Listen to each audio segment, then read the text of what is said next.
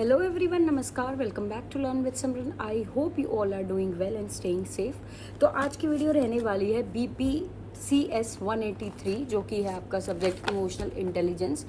आज हम इसके कुछ इंपॉर्टेंट क्वेश्चंस डिस्कस करने वाले हैं, जिसमें कि मैं आज आपको 10 क्वेश्चंस देने वाली हूँ जो कि आपके एग्ज़ाम में हेल्पफुल होंगे। रही बात एग्ज़ाम की, तो आप सबको पता है कि एग्ज़ाम 50 मार्क्स का होता है, जिसके अंदर टोटल 10 क्वेश्चंस आपको क्वेश्चन पेपर में देखने को मिलते हैं, जिसमें से आपको 5 क्वेश्चंस अटेम्प्ट करने होते हैं, attempting 2 questions from each section.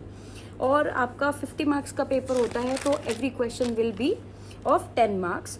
और रही बात आंसर की कि अब आंसर कितना बड़ा लिखना है, तो उसके लिए आपको जो वर्ड लिमिट दी गई है दैट इज़ 300 वर्ड्स, 300 शब्द आपको एक उत्तर के अंदर लिखने होते हैं।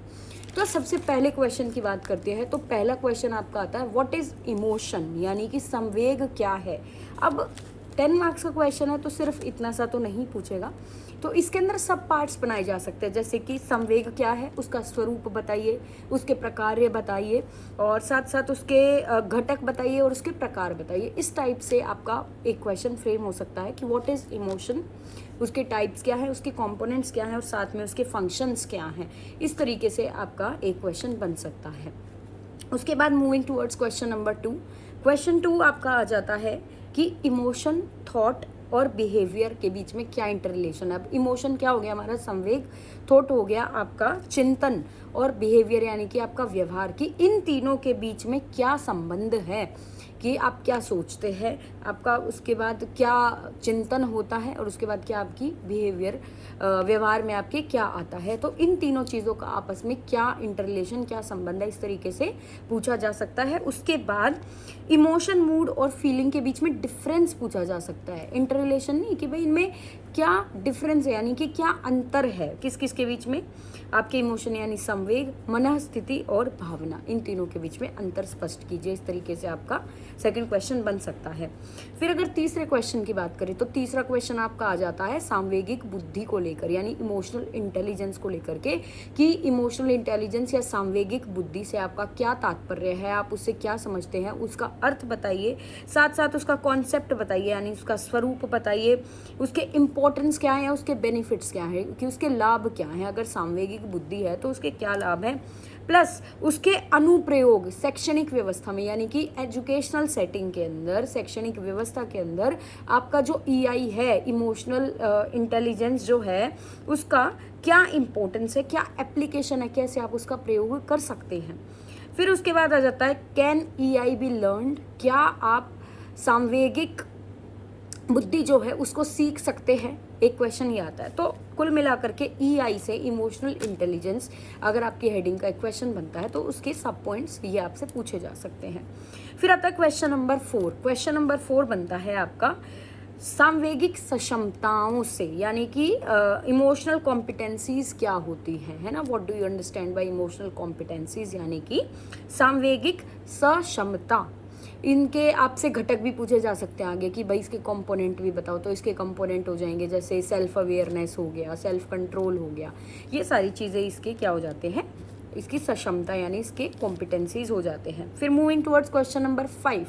क्वेश्चन नंबर 5 आपका आता है मॉडल्स, अलग अलग जो मॉडल दिए गए हैं किस चीज़ के, सांवेगिक बुद्धि के, EI इमोशनल इंटेलिजेंस के कुछ मॉडल्स हैं जो कि अलग अलग लोगों ने दिए हैं। कुल मिलाकर के 4 मॉडल है, 4 में से एक मॉडल हर बार पेपर में आता है, तो आपको ये चारों मॉडल अच्छे से पता होने चाहिए कि किस मॉडल के अंदर क्या क्या चीज़ें हैं। जैसे पहला आता है योग्यता मॉडल, यानी एबिलिटी मॉडल, ठीक है। एबिलिटी मॉडल बहुत फ्रीक्वेंटली पूछा गया है पेपर में, आप प्रीवियस ईयर पेपर उठा के देखेंगे, उसके अंदर आपका एबिलिटी मॉडल बहुत बार पूछा गया है।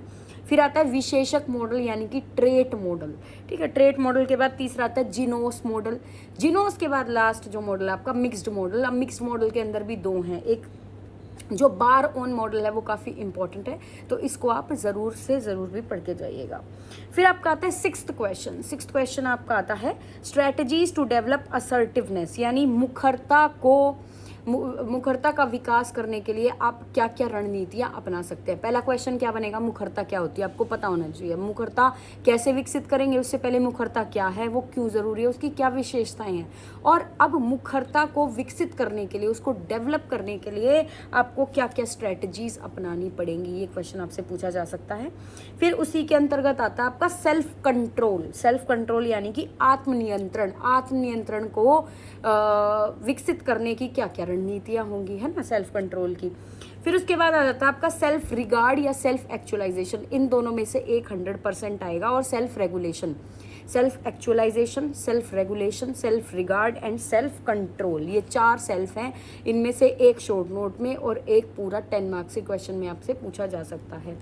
आत्ममान, आत्मसिद्धि, आत्मनियमन और आत्मनियंत्रण, ये चारों, तो इन आत्मों में से एक आपसे पूछा जाता है। और इनका अर्थ, इनके लाभ क्या है, इनकी इम्पोर्टेंस क्या है, इनकी विशेषता क्या है, ये सारी चीज़ें आपसे पूछी जा सकती है।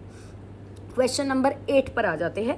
क्वेश्चन नंबर 8 है आपका EI की एप्लीकेशंस क्या है, यानी कि जो आपकी सांवेगिक बुद्धि है उसकी एप्लीकेशंस क्या है, उसका यूज़ क्या है, उसके बेनिफिट्स क्या है, यानी कि अब एप्लीकेशन कहाँ कहाँ हो सकती है। 3 तरीके से पूछा जा सकता है। आपको टोटल पढ़ के जाना है, कोई सा भी पूछे आप इजीली बता सकते हो और बहुत बेसिक है। पहला आता है हेल्थ डिपार्टमेंट में, हेल्थ में, वेल बीइंग में, ठीक है, आपके स्वास्थ्य में किस प्रकार से आपकी सांवेगिक बुद्धि आपकी सहायता करती है, कैसे मदद करती है, कैसे वो आवश्यक है।